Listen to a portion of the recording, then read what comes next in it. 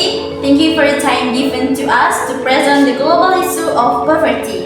We are Group 2. We consist of 5 members. My name is Jessica Diladaloli. I am the first presenter and also the moderator. My name is Anjali Natasha Penagia. I am the second presenter. My name is Putra Luya. I am the third presenter. My name is Dede Kurniawan. I am the fourth presenter. My name is Nemansya Putra Jaluku. I am the last presenter.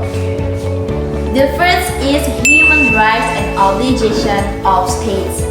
Poverty in cities is not only due to inflation, layoffs, and limited public services, but also due to the high cost of living and unequal job opportunities. This makes it difficult for residents to meet basic needs such as food, healthcare, education, and housing.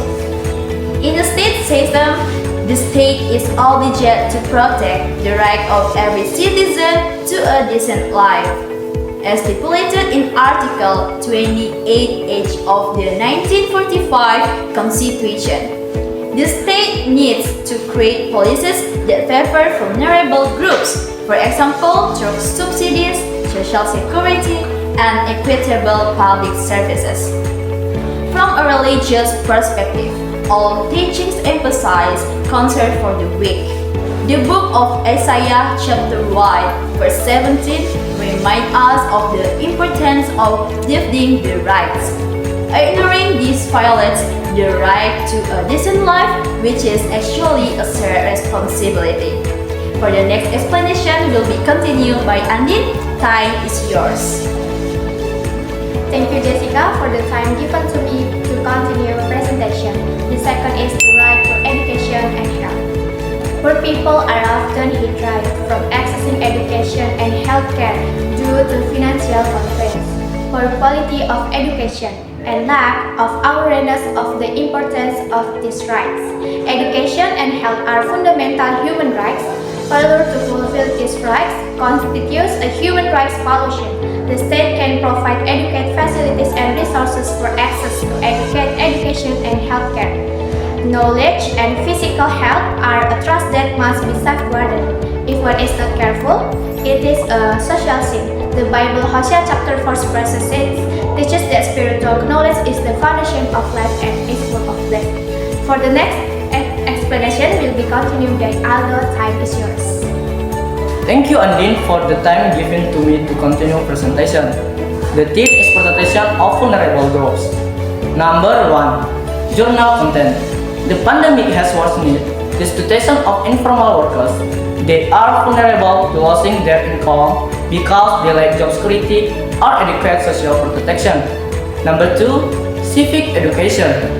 The principle of equality before the law obliges the state to protect all citizens, including vulnerable groups, from discrimination and injustice. This underpins the need for affirmative action policies for the poor, informal workers, the elderly, the disabled, and other marginalized groups. Number 3. Religion or Christianity. The value of compassion or Rama in Christianity teaches the importance of caring for others, especially the weak and suffering. People are encouraged to love their neighbors as themselves and not their ability to the suffering of others. Example Bible text 1 Peter chapter 2 verse 17. Honor everyone, love your brothers and sisters, fear God, and honor the king. Explanation. This verse emphasizes the importance of respecting everyone regardless of social status, as well as love for others as a concrete form of faith. This reflects inclusive attitude towards vulnerable groups. For the next presentation will be continued by Dede. Time is yours. Thank you, Putra, for the time given to me to continue presentation.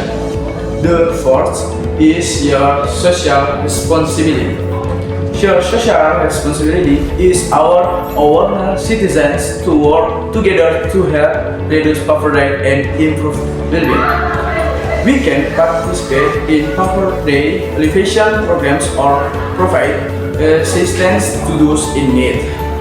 This responsibility involves many factors: the government, community organization, and us as individuals.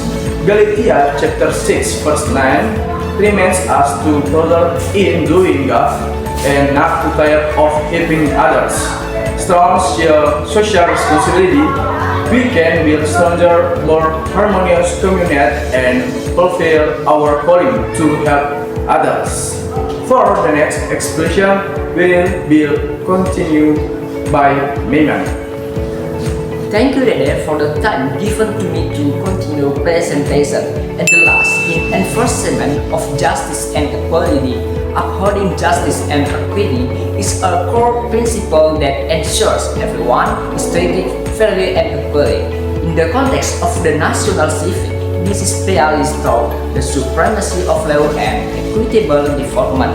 This means that all citizens are subject to the same laws, and the fruits of development are enjoyed by all. In religion, justice and equality are defined common. Every religion teaches the importance of acting justly, helping the weak, and reducing social inequality. This encourages religion people to become again who fight for justice for all. Micah chapter 6 verse 8. He has shown you, O mankind, what is God, and what does the Lord require of you but to do justice, to love mercy, and to work humbly with your God. This is one of the most famous verses that summarizes that God expects of human to practice justice. That's all our presentation. Thank you for your attention.